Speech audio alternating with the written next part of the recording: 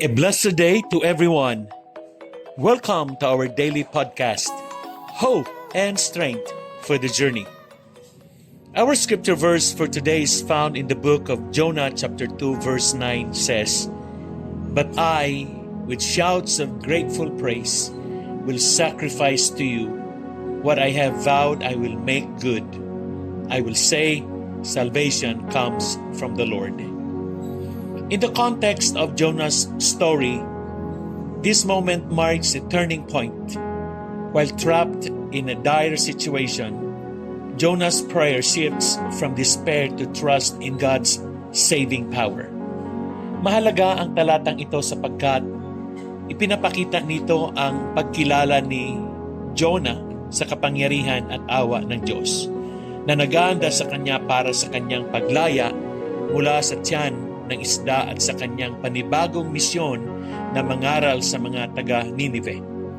This verse reminds readers of God's mercy and the importance of repentance, obedience, and recognizing God as the ultimate deliverer. Jonah's prayer from the belly of the fish is a powerful reminder of God's mercy, faithfulness, and power. In this verse, Jonah makes a declaration of praise, a promise, and a proclamation of salvation.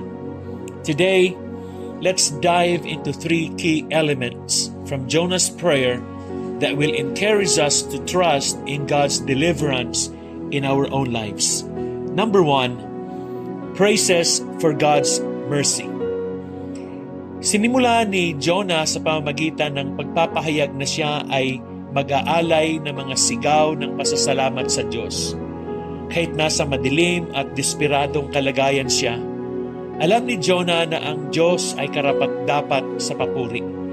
Ang kanyang mga papuri ay hindi nakabatay sa kanyang sitwasyon, kundi sa pagkilala niya sa awa ng Diyos. Jonah praised God while in the fish belly, a place of seeming hopelessness. Like Jonah, we are called to praise God in our difficult moments, knowing that God's mercy is always greater than our misery. Praising God is an act of faith. It is not always easy, but it is a declaration that we trust God's character even when the situation looks bleak. Amen. Number 2, promises of personal commitment. Nangako si Jonah sa Diyos, "Ang aking mga ipinangako ay tutuparin ko." Bilang tugon sa pagliligtas ng Diyos, ipinangako ni Jonah na gagawin niya ang mga ipinangako niya sa Diyos. While Jonah was in the depths, he had made promises to God. In his deliverance, Jonah is determined to fulfill them. Our relationship with God is marked by our commitments. Promises made in moments of desperation must be kept in moments of deliverance. Another one is our promises should be a reflection of our willingness to follow God's will, no matter the cost.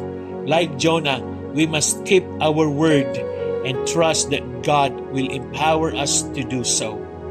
Amen. And number 3, provisions from the Lord. Sa huli, idineklara ni Jonah, ang kaligtasan ay mula sa Panginoon. Ito ang pinakahuling pahayag ng pagkakaloob ng Diyos. Ang kanyang kaligtasan ang pinakamahalagang kaloob na kanyang ibinibigay. At kinikilala ni Jonah na tanging sa Diyos nagmumula ang pagliligtas. Jonah realized that his rescue was not by his own strength or abilities, but by God's grace alone. In the same way, we must acknowledge that all provision, whether physical, emotional, or spiritual, comes from the Lord. Amen. God's salvation is not just for the moment of deliverance. It is an ongoing provision that gives us hope and security in every circumstance. Amen. And as I wind up, in Jonah chapter 2 verse 9, we see a beautiful pattern: praises, promises, and provisions. When we find ourselves in the depths of despair, we must first offer praise to the God who is merciful. Second, we must make promises to God, committing to follow Him with our whole heart. And third, we must recognize that every provision we have comes from the Lord, especially the ultimate provision, salvation through Jesus Christ. Kaya purihin natin ang Diyos para sa Kanyang awa. Tuparin ang mga pangakong ginawa natin sa Kanya at patuloy na ipagdiwang ang mga biyayang ibinigay niya dahil alam natin na ang kaligtasan ay mula sa Panginoon. Amen. Let us pray. Father, we thank you for your mercy and deliverance. We praise you for your provision in our lives and for the salvation we have in Christ. Help us to remain faithful to the promises we make to you and to trust in your constant presence, provision, and power. In Jesus' name we pray. Amen and amen. Again, good day and have a wonderful day ahead of you. God bless you and your family. See you again tomorrow.